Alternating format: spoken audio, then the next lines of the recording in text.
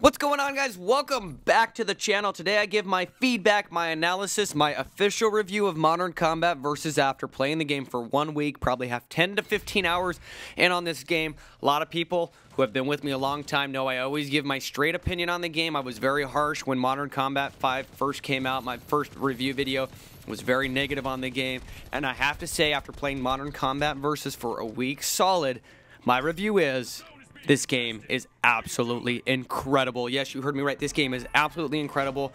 There is no doubt in my mind that this will be the #1 FPS in the App Store. 1 year from now, it'll have more concurrent players, more downloads than any other FPS we've seen. It is just that good. We're going to start with what the devs got right. We're going to talk about some of my concerns, and then we're going to get into some of my feedback. What the devs got right. This game is multiplayer centered all the way. No energy system. You play as much as you want. No campaign mode, nothing to take up space and waste your time with. The graphics are amazing. Mechanics feel okay as far as the animations go. Running animation, awesome. Jumping over obstacles, awesome. Falling animation, shooting animation. They look natural. They feel good in comparison to Modern Combat 5. That was just complete poop animations that I hated. So that's the good stuff. The maps are gorgeous, guys. They look amazing. The map designs are good. So those are a lot of the pluses. I also like the clean design for the menu. Not overly complicated, not confusing like Modern Combat 5 where you had a million things on the screen. Just really simple and intuitive. You figure out really quick and learn the menu system. It's just a very simple design, and I hope they keep it that way. The monetization system, it's actually okay. You level up your agent. As you level up, you get more health and more damage. This is okay because they have introduced league play. As you play and win, you build trophies, and then you're going to verse people against a similar trophy count. So the noobs are going to play with the noobs. These spending players are going to play with the spending players, so that keeps things fair. My ask is don't over-monetize this game because players will start to leave. Don't overcomplicate it like Modern Combat 5.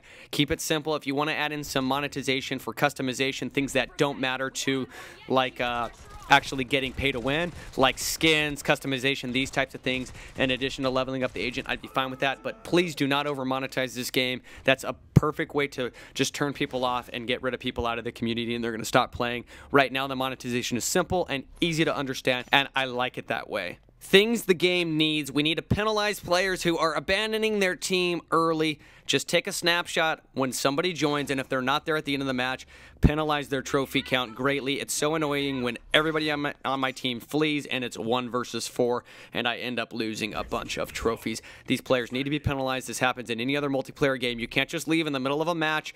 If you couldn't actually finish the match, you shouldn't have joined anyways. Yes, sometimes there will be crashes, but that's any game out there. You have to penalize people who aren't there at the end of the match.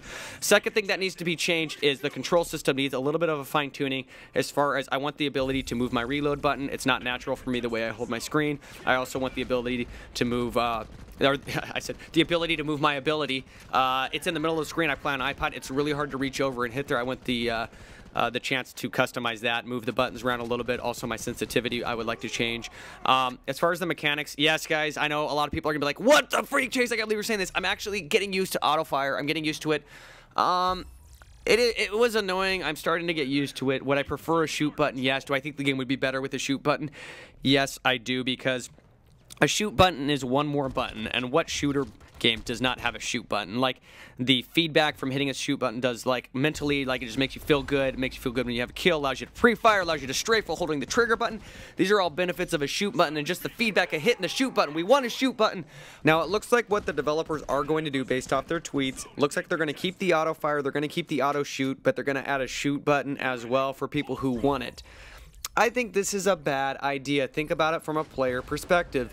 Why would you use a shoot button and put yourself at a disadvantage when you can have auto fire that as soon as your crosshairs touch somebody, you automatically shoot? You will be at a severe disadvantage having to do that extra step. So either add a shoot button and remove auto fire, or don't add a shoot button at all. And it's only one button. We're talking about taking it from like 2 buttons to 3 buttons. It's in every FPS. It's not going to turn people off from playing the game. It's not going to stop people from downloading the game if there is a shoot button. That being said, said, if it does end up being autofire, I still will play it. I don't think it's a game killer. I've gotten used to the autofire, but I think most players would agree they would like a fire button. Other sources of feedback, which I know the developers are already working on. Yes, we need more game modes. Absolutely.